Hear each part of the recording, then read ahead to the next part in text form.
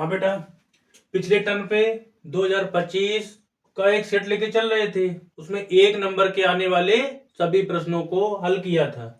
ठीक है, अब इस टर्म पे 2 नंबर में आने वाले 8 प्रश्न आते हैं, 3 नंबर में 4 क्वेश्चन पूछे जाते हैं 2 नंबर के, और 4 क्वेश्चन नंबर 4 में भी 4 क्वेश्चन दिए जाते हैं 2 नंबर के। तो उनको देखते हैं। पहला सवाल कह रहा है, सिद्ध कीजिए फलन f(x) बराबर 7x² - 3 एक वर्धमान फलन है।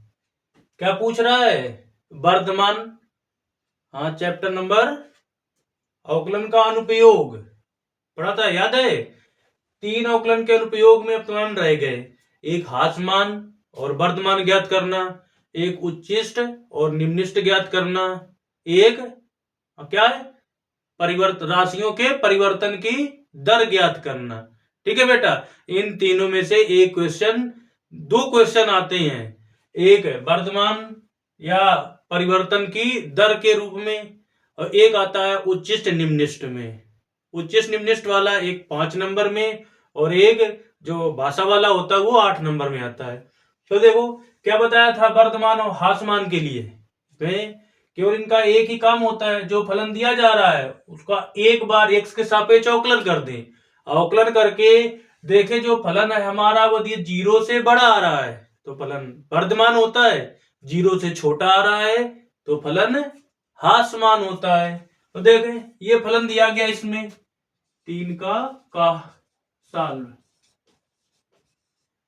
f(x) बराबर दिया है 7x² - 3। पहले इसका एक बार अवकलन कर दें, किसके सापेक्ष? जिसमें फलन दिया जा रहा है, x में है तो x के सापेक्ष, t में है तो t के सापेक्ष। क्या लिखेंगे? dw(r2x) f(x) का f'(x) करो, इसका 7 तो कांस्टेंट है, x² का 2x - 3 का 0 0। क्या आ गया ये? f'(x) इक्वल 7 का 2 में गुणा 14x, 0 खत्म। ये f'(x) का मान आ गया 14x। अब ये हमारा मान प्लस का है कि माइनस का है? अगर प्लस का होगा तो वर्धमान, माइनस का होगा तो हास्यमान। ये निर्भर करेगा, ये तो प्लस की संख्या है 14, निर्भर करेगा x पर। x का मान यदि ऋण का हुआ तो ऋण की हो जाएगी, धन का हुआ तो धन की हो जाएगी। तो x के मान पे निर्भर करता है। उसके लिए प्रश्न में देखो दिया गया है, वहां दिया जाएगा, कह रहा है जबकि x का जो मान है वो 0 से बड़ा होगा। अब 0 से बड़ा तो प्लस का तो होगा, माइनस का होगा नहीं। 0 से जो भी संख्या बड़ी होती है वो धनात्मक होती है, तो x 0 से बड़ा है तो हमारा ये पद धनात्मक हुआ। तो क्या लिख देंगे? f'(x) ग्रेटर देन 0, यहां लिख देंगे, क्योंकि x बड़ी है 0 से, ये दिया गया है। अब ये कंडीशन काय की आ गई? वर्धमान की। लिख देंगे अतः फलन f(x) एक वर्धमान फलन है।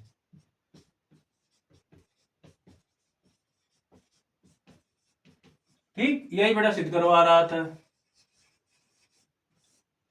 ठीक है, इसके बाद में क्वेश्चन नंबर 2 करा है, सदिश a+b और a-b में से प्रत्येक पर लंबवत मात्रक सदिश ज्ञात कीजिए, जहां a और b सदिश के मान दिए गए हैं। ये a+b और a-b इन पर लंबवत मात्रक सदिश ज्ञात करना है। a का मान ये वेक्टर a का दिया गया है, वेक्टर b का दिया गया है। सबसे पहले जो मान दिए गए इनको लिख लिया। खा नंबर a कितना मान दिया है? i + j + k।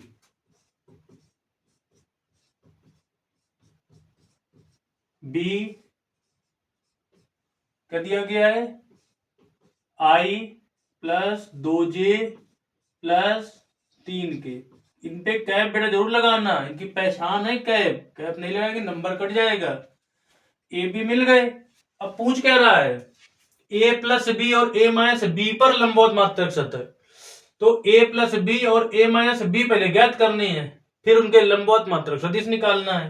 तो a प्लस बी, ए और बी को जोड़ दो, पहला मिल जाएगा a प्लस बी, जोड़ो।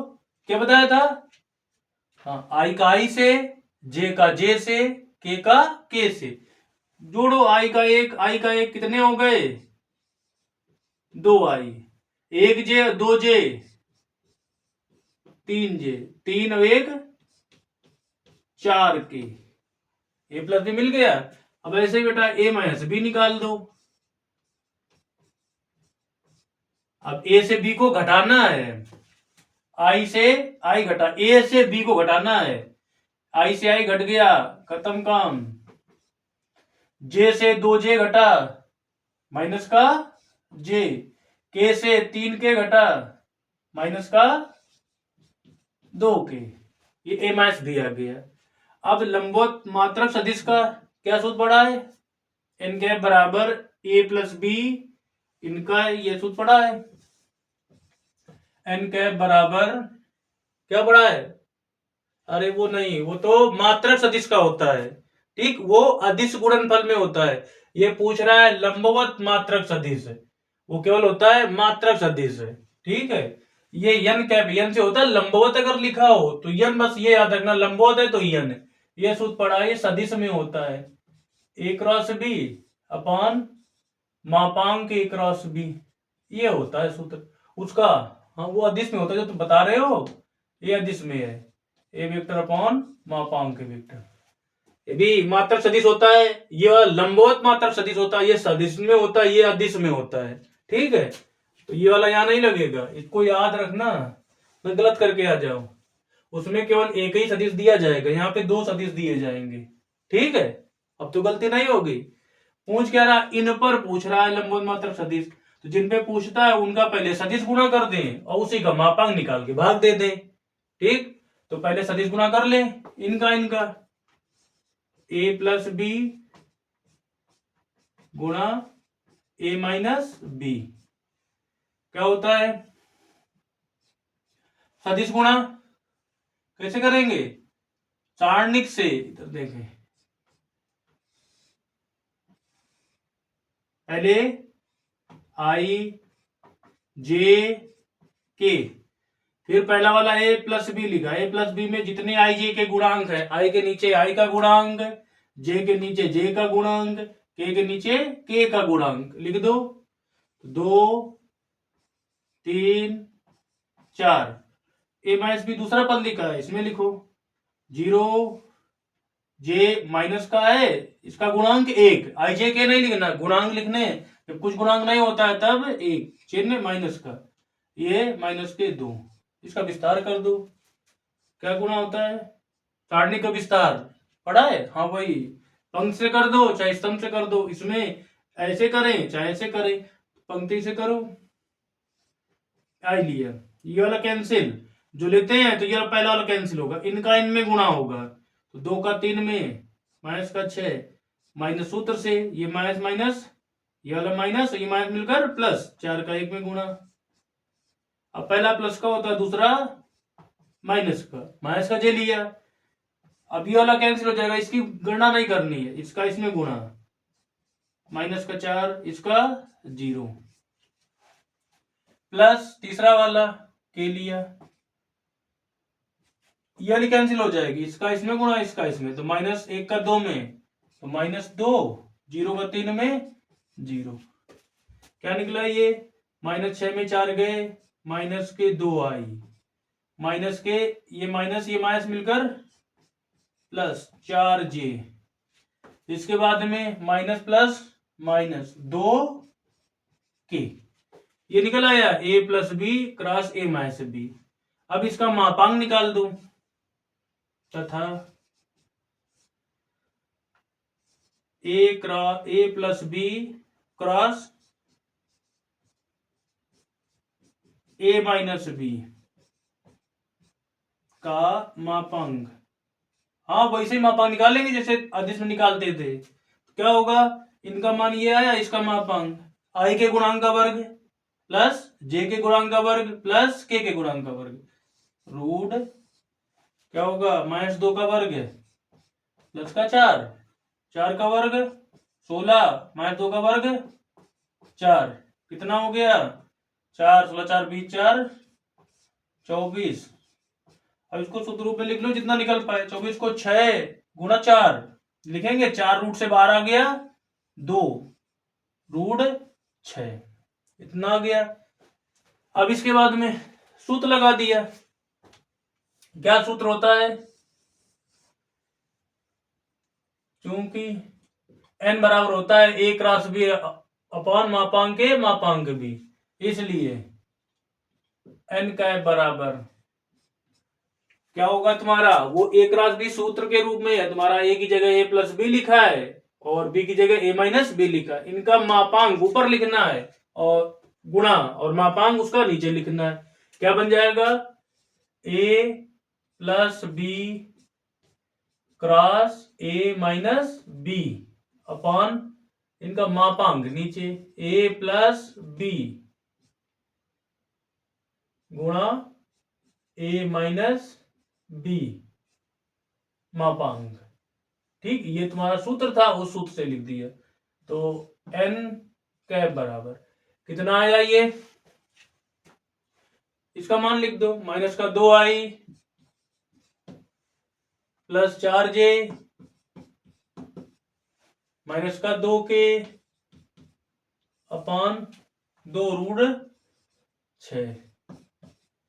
अब चाहो तो अलग अलग पद लिख दो, चाहे ऐसे ही छोड़ दो। अगर हम अलग अलग करेंगे तो n के बराबर ये 2 से 2 कट गया, minus i upon root 6 plus इसको भाग दो 2 अपान रूट 6 j माइनस 2 से 2 कट गया 1 अपान रूट 6k।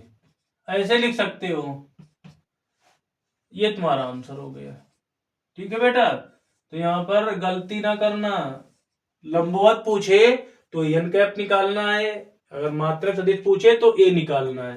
ठीक है, इसके बाद क्वेश्चन नंबर 3 का गा क्या करा है, यदि एक रेखा का कार्तीय समीकरण x माइनस 5/3 बराबर y प्लस 4/7 बराबर z माइनस 6/2 ये दिया गया है, तो कह रहा है इसका सदिश रूप में समीकरण ज्ञात कीजिए।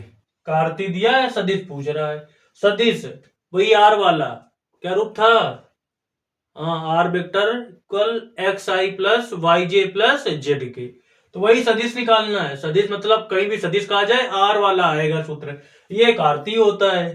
ठीक है, तो यहाँ पे सदिश पूछ रहा है, आर वाला निकालना है। आर का सूत्र क्या होता है, x i plus y j plus z के।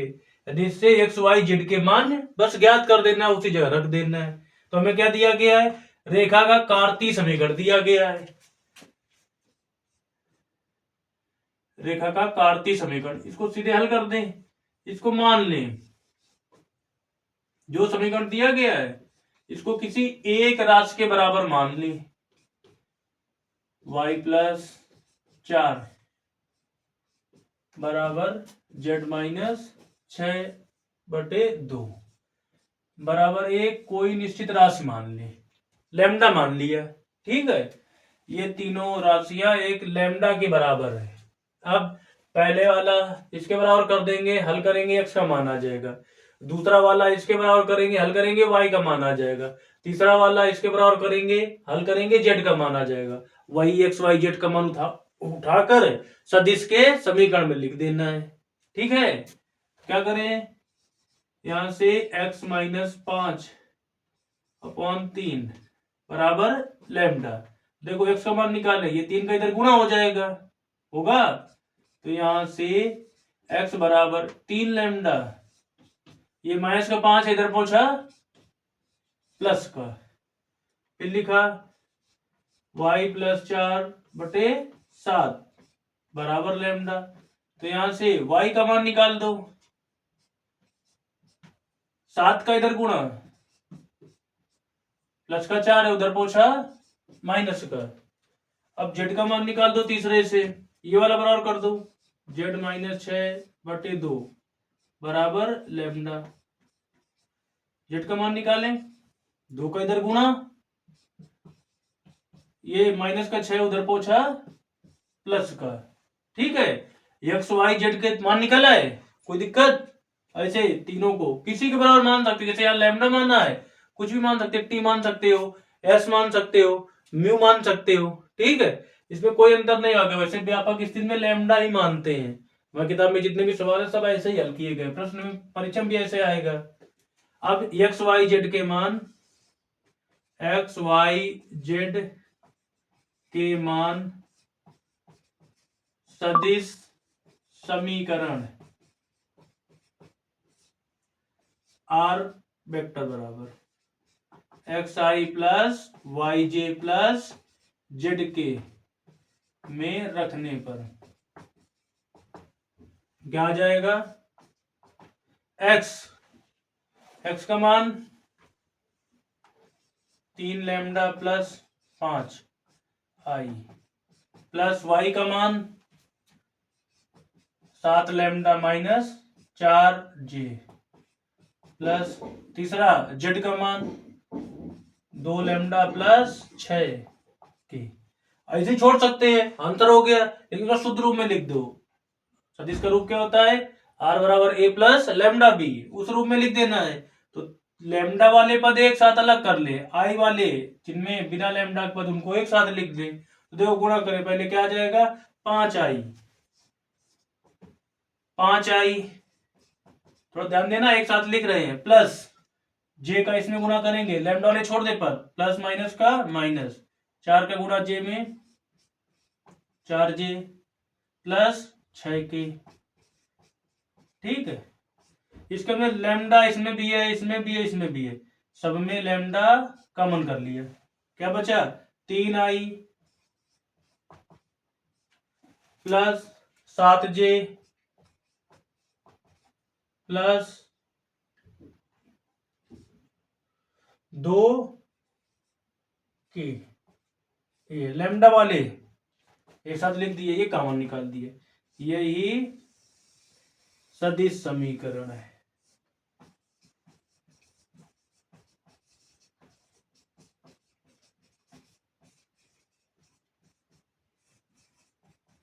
ठीक है बेटा, कोई दिक्कत? इसके बाद देखो क्वेश्चन नंबर घ, क्या कराइए? प्रायिकता का सवाल है। एक थैले में 4 सफेद और 2 काली गेंदें हैं तथा दूसरे थैले में 3 सफेद और 5 काली गेंदें हैं। यदि प्रत्येक थैले से एक गेंद निकाली जाए तो दोनों गेंद काली होने की प्रायिकता ज्ञात कीजिए। अब बेटा प्रायिकता का सवाल है, प्रायिकता से भी डर लगता है इंटर में कि हाई स्कूल में प्रायिकता है, छोटा सा उसका पार्ट है, वहां ध्यान से पढ़ते नहीं है। तो यहाँ पर ये जो इस प्रकार के सवाल आ रहे हैं हाई स्कूल से मिलते हुए हैं, यहाँ पर 2 थैले से एक साथ निकाली जा रही, वहां पर एक थैले से एक बार में निकाली जाती थी, उसकी घटना पूछी जाती थी। तो तुम्हें वही सूत्र बेसिक वाले याद करना है। प्रायिकता का क्या सूत्र था? किसी घटना की प्रायिकता पीई बराबर NE बटे NAS, यानी अनुकूल परिस्थितियां बटे कुल परिस्थितियां, आंसर आ जाता था। यहाँ पर 2 घटनाएं हो रही हैं, पहले थैले से गेंदें निकाली जा रही है, एक दूसरे थैले से गेंद निकाली जा रही है, और दोनों गेंदें काली हों, इसकी प्रायिकता पूछी जा रही है। तो बेटा घटना कितनी है? 2 घटनाएं हैं, तो दोनों घटना का अलग अलग नाम ले लें। मान लेंगे पहली घटना, पहले थैले से गेंद निकाले की घटना,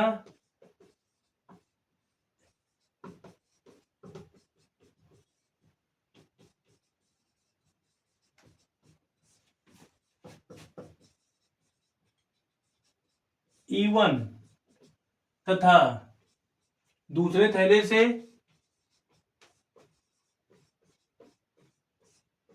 से गेंद निकालने की घटना E2 है। ठीक बेटा, ये मान लेना है। पहले थैले से वो निकाली जा रही है प्रायिकता गेंद की, उसकी घटना E1 है, दूसरे की E2 है। अब पहले थैले की बात करें, पहले थैले में कुल गेंदें हैं कितनी? कह रहा है पहले थैले में 4 सफेद 2 काली हैं, तो इसकी प्रायिकता अलग निकाल दें। तो पहले थैले में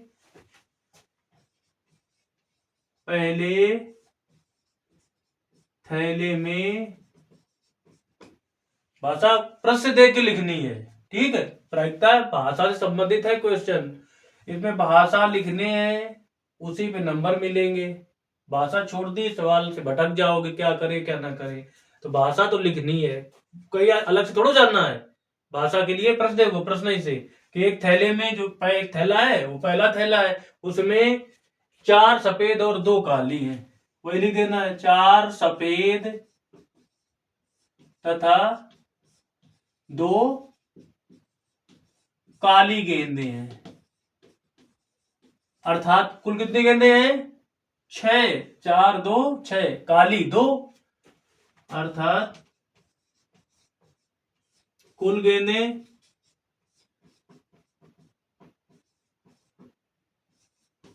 6। इससे एक गेंद निकाली जाती है, वह कैसी है? काली। पूछा रही काली गेंद होने प्रायिकता ज्ञात करो।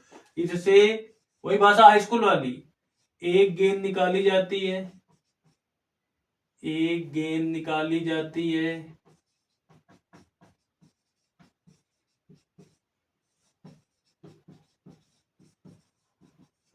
वह काली हो।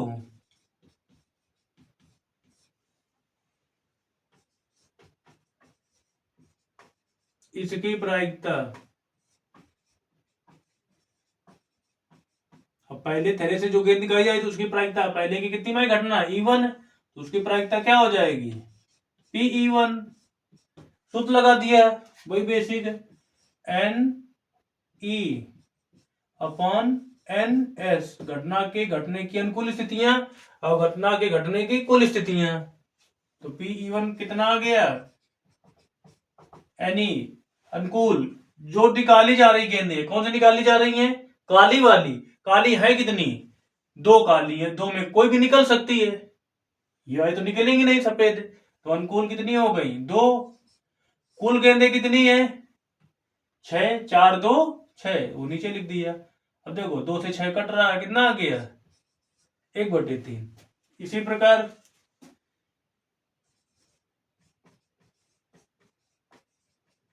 दूसरे थैले से एक गेंद निकाली जाती है,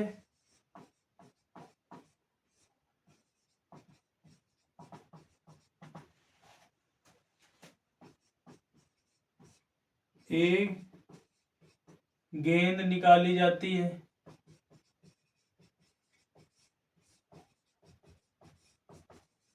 वह काली हो।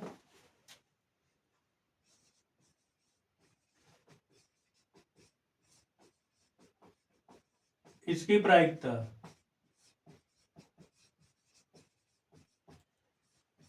बेटा वही दूसरी घटना है, दूसरा थैले निकाला जाए तो प्रायिकता दूसरे थैले से प्रायिकता क्या हो जाएगी? PE2। सूत्र वही NE अपॉन NS, एक बार लिख गया है, अपना लिखें। NE अनुकूल, दूसरे थैले में कितनी गेंदें हैं? लिखा नहीं, चलो। दूसरे थैले में कितनी गेंदें हैं? 5 काली हैं, 3 सफेद हैं। तो 5 काली, काली निकाली जा रही हैं, तो अनुकूल कितनी हो गई? 5। और काली कितनी है, सफेद कितनी है? 3। 3 और 5 कितनी हो गई? 8। कुल गेंदें हो गई 8, अनुकूल 5। तो प्रायिकता क्या हो गई? 5/8। अब क्या कह रहा है? प्रत्येक थैले से एक गेंद निकल जाती है, दोनों गेंद काली हो, उसकी प्रायिकता पूछ रहा है। अब नीचे लिख दो आता, हाँ वो छूट गया, यहाँ लिख दिया इसी प्रकार दूसरे थैले से। ठीक है, कोई दिक्कत नहीं, उसे लिख देना जैसे यहाँ पे लिखा था, पहले थैले में 4 सफेद 2 काली गेंदें, अर्थात कुल 6 गेंदें हैं, लिख देना है। हमने इसी प्रकार लिख दिया, ठीक है, कोई दिक्कत नहीं है। वैसे अगर लिख देंगे तो अच्छा रहेगा। अतः क्या कह रहा है? एक गेंद निकाली जाती है प्रत्येक थैले से, प्रत्येक थैले से एक गेंद निकाली जाती है।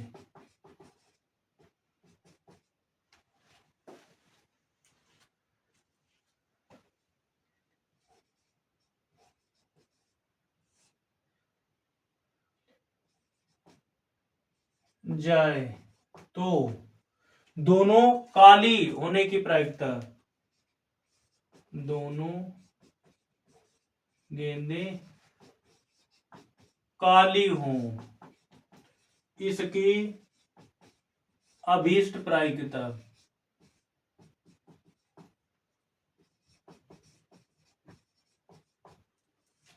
पीई बराबर, अब प्रायिकता का गुणन नियम, ये इंटर में बस ये एक्स्ट्रा हो गया, स्कूल में गुणन नियम नहीं था, यहाँ पे हो गया। दो अलग अलग घटनाएं हैं, उनको संयुक्त करके निकाला जा रहा है, तो प्रायिकता का गुणन नियम लगा दो, दोनों प्रायिकताओं का गुणा कर दो। Pe1 गुणा Pe2 बराबर कितना निकला, 1/3, इसका 5/8 बराबर कितना आ गया, 5/24, ये आंसर आ गया। Pe बराबर 5/24। ठीक है, अब प्रायिकता भाषा लिखना है, कोई दिक्कत है? भाषा तैयार करें ना तो प्रश्न से भाषा मिल जाएगी। अब इस प्रकार का सवाल आता जरूर है, बस क्या चेंज होगा, यहाँ पर संख्या चेंज होंगी और सवाल जो बनाया जाता है उसमें कलर चेंज हो जाएंगे। सफेद काली है, उसमें नीली पीली कर सकता है, काली नीली कर सकता है, संख्या चेंज हो सकती है। एक सवाल 2 नंबर का आ रहा है कई वर्षों से, तो इसको तैयार करना है। तो 3 हो गए, क्वेश्चन नंबर 3 के चारों प्रश्न। अब क्वेश्चन नंबर 4 के देखो।